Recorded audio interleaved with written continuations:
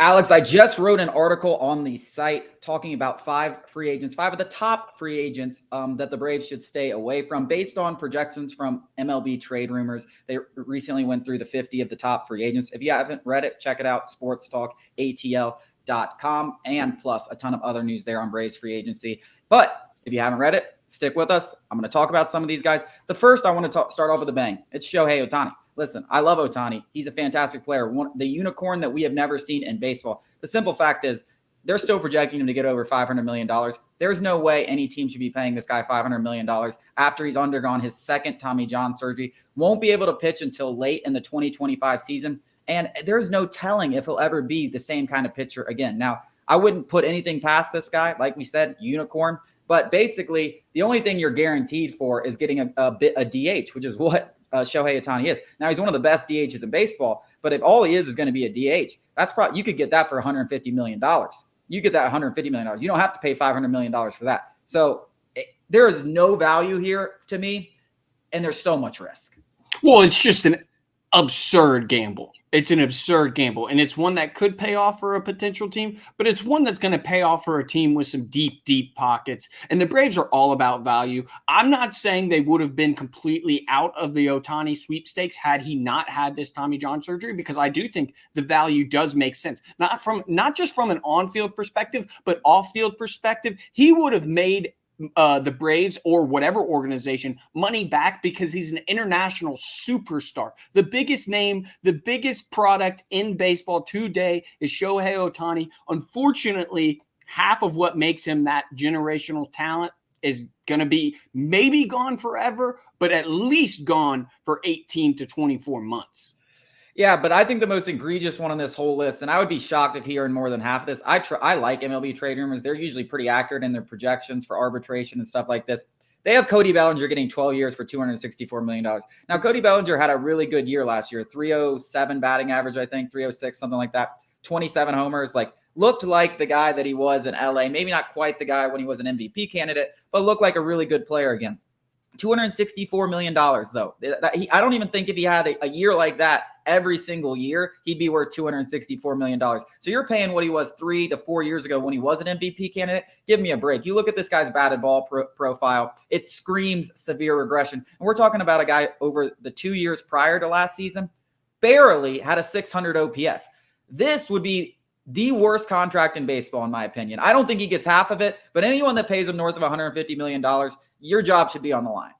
I don't think he gets anywhere close to that either. But listen, bad teams stay bad for a reason. There's a lot of dumb people in very powerful positions that could surprise us this offseason. Yeah, two guys in the similar boat here. They're a little bit further down this list, and it's Lucas Giolito and Jack Flaherty. Listen, guys are going to get overpaid. We just talked about Cody Bellinger. He's a bigger, version of this, $264 million for what he did 3 to 4 years ago. Jack Flaherty, Lucas Giolito, these were perennial, rising stars in the major league ranks. Now they have him projected getting $40 million over 2 years. That's Giolito, and then 3 for $40 for Jack Flaherty. Guys, if you're paying for things that happened 3, 4, 5 years ago, you're usually doing things incorrect. Now, there are situations where if the Braves look at one of these guys and they're like, oh, I see what he's messing up, we can fix this and turn him back the clock. There's exceptions that can be made. I don't feel confident in either of these guys. Lucas Giolito led the league in home runs allowed, 41 homers allowed, has had a borderline 5 ERA over the last 2 seasons. And Flaherty made 30 starts from 2020 to 2022, like a 3 or 4 year stretch. And then he finally is healthy this year, gets traded to the Orioles after a decent first half. Wasn't anything special, wasn't close to where he was, and then gets basically relegated to a relief role on his new team in the Orioles because he sucks so bad. So you're paying for things that we have not seen in 3-4 years. Yeah, Giolito's wife actually made a funny comment. At some social media, she made Giolito they were touring their new home, and he had a bullpen built in his home, and she made a joke about how now he'll be able to practice at home and maybe he won't lead the league in homers given up. So at least they're having a little bit of fun with it. Silver lining, maybe a team sees Giolito's strikeout walk rates and thinks there is something there that I can work with. That's something I could see. Flaherty, not at all, but I could maybe That's the only thing in terms of Giolito's profile, his underlining metrics that maybe you look at and you say, hey, there's something there. There's a ball of clay I can mold a little bit. And, you don't need him to be a frontline starter here in Atlanta, at least. Back of the rotation guy, if the numbers right, like I said, always with Alex Anthopoulos, value has to make sense. So it's all about dollars and cents to this Braves team, at least. That's not to say that somebody's not going to overpay him, though. Well, yeah, but the problem is what I'm seeing for Giolito. I see 2 for 44 from MLB Trade Rumors, and then I saw 4 for 70. I think from the Athletic. Listen, those numbers shouldn't even be eclipsed. The last name I want to talk on this list is another top free agent, arguably the top free agent in terms of starting pitchers, and that's Blake Snell. They have him at $7 and $200 million.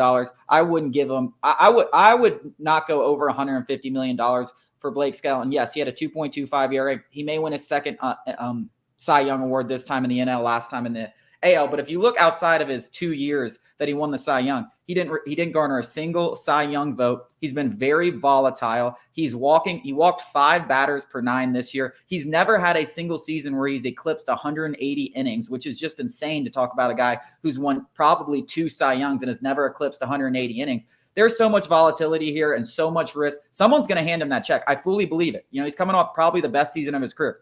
It's not going to be the Braves, and it shouldn't be the Braves. Yeah, I mean, like I said, dollars and cents. And you look at a guy like Charlie Morton, who's 40 years old and who was just a workhorse for us here last year. And I know he didn't make it to the postseason, but he was pretty much the reason why that Braves rotation stayed afloat. The guy was just an Iron Man for the Braves at 40 years old. So, that sort of stuff, longevity, certainly matters to Alex Anthopoulos. There's no doubt about that. Yeah. And speaking of Alex Anthopoulos, we are going to talk about him. The A's GM had a fantastic quote about him and potentially trading with the Braves. Again, I don't think it is going to happen.